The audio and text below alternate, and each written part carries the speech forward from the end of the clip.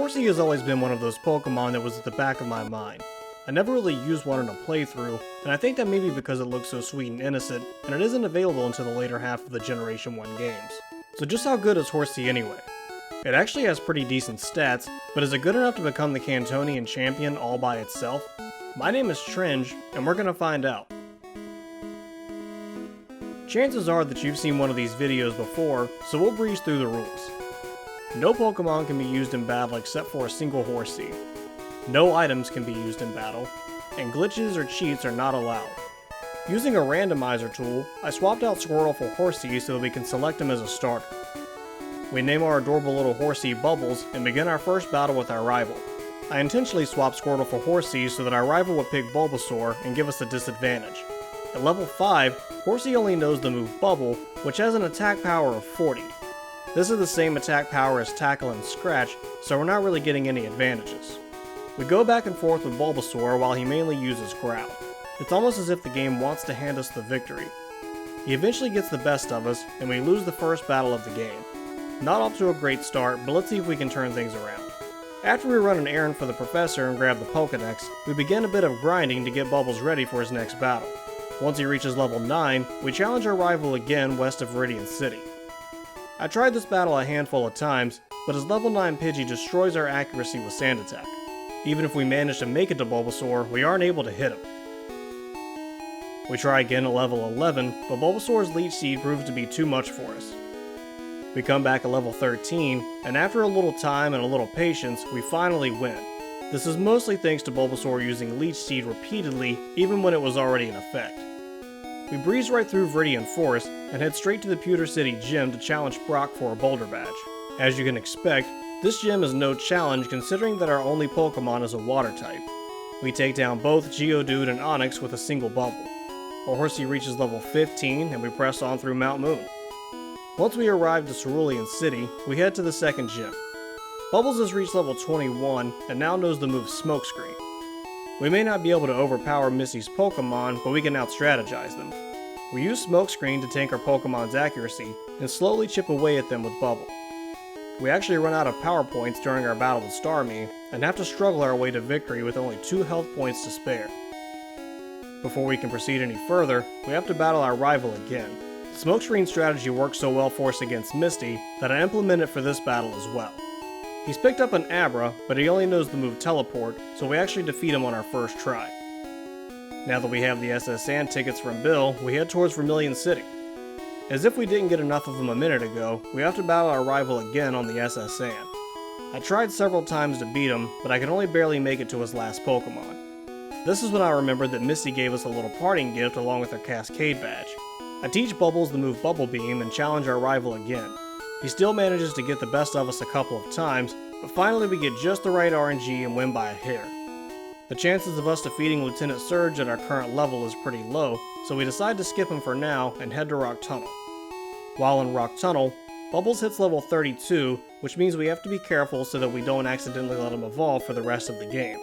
Remember, there were no held items in Generation 1, so we couldn't just give him an Everstone. Once we make it out of Rock Tunnel, we make a beeline for Celadon City's game corner to challenge Team Rocket. We make it to the bottom floor with ease and find Giovanni waiting for us. His team is primarily ground types, so he stands no chance. We sweep through his team with Bubble Beam and collect the Silph Scope. Back in Lavender Town, we find our rival creeping around the second floor of the Pokemon Tower. His Pidgeotto goes down with ease, but he's found a Gyarados on his travels and it already knows the move Dragon Rage. Dragon Rage always does 40 points of damage, and Bubbles has an HP of only 78. This means we can only survive 1 Dragon Rage. We get lucky enough to make it to his last Pokemon, Ivysaur, and go back to the Smokescreen strategy to get the win. After a short climb to the top of the tower, and a short battle with a ghostly Marowak, we save Mr. Fuji and grab the Pokeflute. We head south to wake up the Snorlax blocking the path, but decide to swing by Vermilion to grab that Thunder Badge we skipped over. We mostly take down his team with no issues, but his Raichu does land 1 good Thunderbolt on us. With the Thunder Badge in hand, we head back to Celadon to take on the 4th gym. Erica's Victory Bell proves to be too much for us and lands a critical hit each time it uses Razor Leaf. We try several times, but it's clear that we need to go train up. To pass some time, we head to the Safari Zone to grab the Gold Teeth and the HM for Surf since we'll need both later. We teach Surf to Bubbles and proceed to complete more training. Bubbles reaches level 47 and learns to move Hydro Pump, which should help out with the gym battle against Erica. We Hydro Pump our way through her Victory Bell, Tangela, and Vileplume with a measly 3 HP to spare thanks to Petal Dance. The next gym on our list is back in Fuchsia City against the Ninja Master Koga. Due to the overleveling to beat Erica's gym, we should have little to no issue with Koga's team of poison Pokemon. Hydro Pump takes down his first Coughing, and Mutt goes down with little issue. He does manage to poison Bubbles, but we're too powerful to be taken down by his team. Surf comes through for us against Weezing, and we collect the Soul Badge. The 6th gym is located in Saffron City, but thanks to Team Rocket we can't just stroll in. We have to head to Silphco first and battle Giovanni again. Before that can happen, however, we get challenged by our rival. His Pidgeotto is now a Pidgeot, but goes down without much of a fight. The real challenger is his Gyarados, who we can't seem to deal any significant damage to. Once we finally make it past his Gyarados and Alakazam, his newly evolved Venusaur takes us out with ease. This happens quite a few times until we get lucky enough to win with only a sliver of health remaining. There's one more important battle here at Silphco, but because his team is still primarily ground types, we don't have anything to worry about. Giovanni's entire team drops in one shot thanks to our water type moves. The path is now clear to take on the Psychic Gym Leader Sabrina. We take out her Kadabra and Mr. Mime easily enough, but her Venomoth proves to be a bit more challenging. It paralyzes us and proceeds to use Psybeam. We're finally able to attack and take it out, but her Alakazam finishes Bubbles off with the final Psybeam. Her Venomoth paralyzes us again during the next attempt, but we're able to take it out sooner this time. Alakazam throws a few Psywaves our way, but they don't do very much damage, and we're able to finish him off with a few Surfs. Only 2 badges to go. We surf down from Pallet Town to Cinnabar Island so that we can battle for our Volcano badge. Blaine has locked himself inside the gym, and the only spare key is inside the burned down Pokemon Mansion, so we have to go fetch it. With the key in hand, we open up the gym doors and come face to face with Blaine. His team consists of Growlithe, Ponyta, Rapidash, and Arcanine. We're able to take down each of his Pokemon with one water attack. Blaine oddly uses a Super Potion on his Arcanine while it's at full health. With the 7th badge by our side, we head back to Viridian City to challenge Giovanni for the final time. As always, his team consists of ground types, which should be no issue for Bubbles. Poor Giovanni doesn't stand a chance. His Rhyhorn, Dugtrio, Nidoqueen, Nidoking, and Rhydon all fall to Surf. That's it! We've collected all 8 gym badges and can now go face the Elite Four. Well, almost. We still have another battle with our rival to deal with. We get through his Pidgeot and his Rhyhorn with ease, but we start to run into a bit of trouble once we get to his Gyarados and Alakazam. Between Gyarados' Dragon Rage and Alakazam's Psybeam, we have a hard time making it to Venusaur with enough HP to survive a Razor Leaf. Our only hope is to use Smokescreen several times to lower his accuracy and pelt him with water attacks until he goes down. Much to my annoyance, I realize after clearing most of the game that Horsea has the ability to learn the move Ice Beam and Blizzard. I grabbed the TM for Ice Beam from Celadon and teach it to Bubbles. I went with Ice Beam over Blizzard because it has twice the power points. There isn't anything new going on Victory Road, so let's jump to the Elite Four. I want to give a quick shout out to my HM slaves for all of their help before we say goodbye to them forever. Lorelei is the first to take on our level 60 Horsea. I figured this battle would be a challenge given that our Pokemon won't take much damage from water and ice type moves. All we can do is slowly chip away at their health and hope that we can stay alive. Our Dugong loves to use the move Rest each time we're about to take it out too. We make it through our Cloyster, but our Slowbro takes us out with a Water Gun on the first round. We try again and bring our Slowbro down this time, and we manage to get past Jinx as well. We pelt Lapras with several smoke screens, and then slowly whittle down its health. This battle took most of the power points for all of my moves, so we drop a full restore and the only elixir I have on Bubbles. Bruno is the next member of the Elite Four, and his team consists of rock and fighting types. I knew his 2 Onixes wouldn't give us any trouble, but I was surprised to see that Surf brought down both Hitmonchan and Hitmonlee in one hit as well. His last Pokemon Machamp needs 2 Surfs to go down, and misses his submission attack, meaning we clear Bruno without taking any damage at all. That went much better than I expected. The third member of the Elite Four is the Ghost Master Agatha. Her Gengar hits us with Confuse Ray right from the start, and Bubbles inflicts itself with damage. We're able to hit our Gengar with a few attacks before she switches to Golbat. Golbat is part flying type and stands no chance against Ice Beam. She switches back to her Gengar, puts Bubbles to sleep, and begins to wreck our health with Dream Eater. Horsea falls and Agatha claims the victory. We try again, and this time we take out our first Gengar without taking any damage. Her Golbat again falls to Ice Beam, and she sends out Haunter next. Haunter puts us to sleep, and she oddly begins swapping between her Haunter and her Arbok without attacking, until she finally brings Bubbles down with Arbok. Hopefully third time's the charm.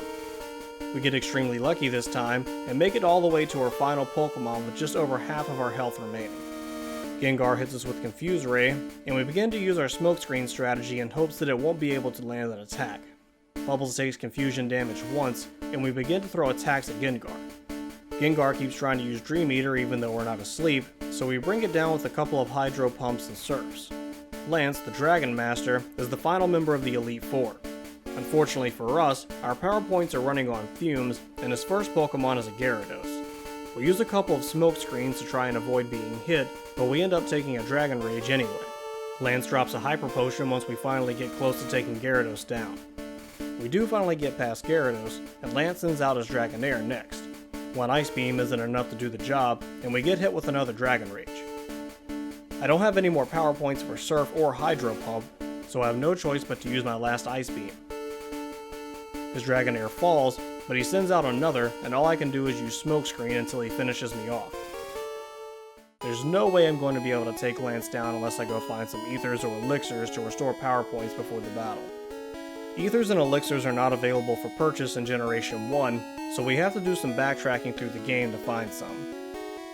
I decided to grind Bubbles up to level 65 as well, so that we don't have to waste so many power points against Lorelei. We make our way back to Lance after clearing out the first 3 members of the Elite Four. Bubbles picked up 2 more levels along the way, and he has the power points to put in some work. Like before, it takes a little time to take out his Gyarados thanks to Lance using a Hyper Potion and none of our attacks dealing any significant damage. Our higher level means that we can bring down both of his Dragonairs with a single Ice Beam. We make it to his Aerodactyl for the first time, and immediately get taken down by a critical hit Hyper Beam. It takes me a few tries to get back to his Aerodactyl again thanks to poor luck against his Gyarados. Once we make it back to Aerodactyl, he hits us with Supersonic, causing us to take confusion damage. He goes for Supersonic again for some reason, and we blast him with a Hydro Pump. Lance's final Pokemon is his level 62 Dragonite, who isn't able to hold up against one of Bubbles' Ice Beams. And with that, we only have one battle to go. Our rival and new champion kicks things off with his Pidgeot like usual. We take most of its HP with an Ice Beam, and it retaliates with a Wing Attack dealing very little damage. A Surf is all it takes to finish him off. We hit Alakazam with an Ice Beam, and with amazing luck we freeze him solid, leaving him unable to attack. We throw a critical hit Surf his way, and he goes down. Our rival now is a Rhydon, but he's no match for one of Horsea's Surfs. His Gyarados is up next, and this is the one that I was dreading the most. We use Smokescreen a few times, and take a Dragon Rage in the process. Between Gyarados using Leer and missing a Hyper Beam, he isn't able to deal any more damage to us, and we take him out with a few Ice Beams and Surf. We're able to outspeed our rival's Arcanine, and he goes down with just a single attack. The moment of truth has finally arrived. He sends out his Venusaur, and we go for Ice Beam. One isn't enough to bring him down though, so I start to get a little nervous. Luckily for us, Venusaur goes for Solar Beam, which means he has to charge his attack. We use Ice Beam one more time, and with that, Bubbles has become the Kantonian champion. We're still not going to let him evolve though. I've been sitting on the idea of this challenge for a few months now, and I'll admit, I thought it was going to be much more challenging than it was. This run gave me a newfound respect for Horsea, especially considering we didn't have to overlevel much for the Elite Four. With 3 of the Kantonian gyms being weak to water and only 2 being strong to it, I guess I shouldn't have been surprised, but I was.